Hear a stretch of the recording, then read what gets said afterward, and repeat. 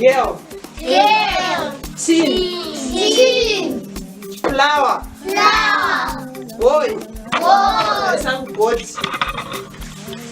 Stick. Bed. Cup. Right, again, that's the word.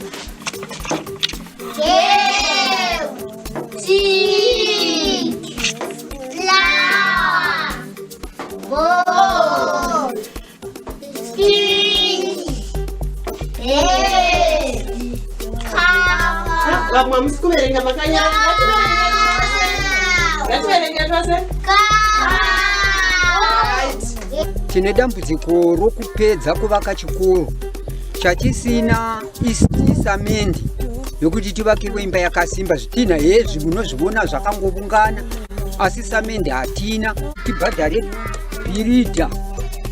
Idambudziko iroro. Bhiridha wakamisa apa, wakamirira kuti tiwane mari yokuti tigomubhadhara. Sikathola isamende isina sezilazo, sikathola isamende yokuthi siplase, yokuthi sithole uphahla oluzwayo, sifulele abantwana bafunde baye phambili. Tochipinda manje mukati meclassroom. Muclassroom macho hatina mabhenji kana rimwe rinogara vana. Mistress wedu haana kana tafura zvayo yokuti vo agogara vo nechicheya chokuti agogara achimakira mabhuku avana aripo. Nderimwe dambudziko iri.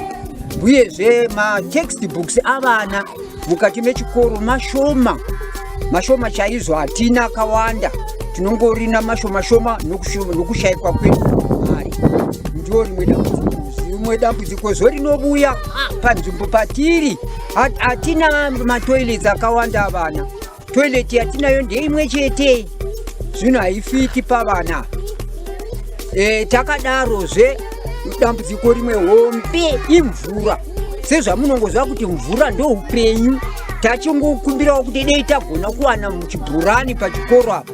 Uyezve tiri pachikoro ndo pasenta, paward center, panoda kuti dei munhu wese achiwana mvura, asi mvura iso hatina. Vana havana. Vabereki vanotambura vachibva kudzimba kukure uko, vakatakura migomo yokuti vazosaplaya pachikoro apa. Mrs. Sidays ukhona uhlezi kuphela gala mabhenji, gala situlo zokuhlala sokuthi efundisa khona yabone abantu abafaka phezu kwamabhenji kwelo kuze kwedesk akula.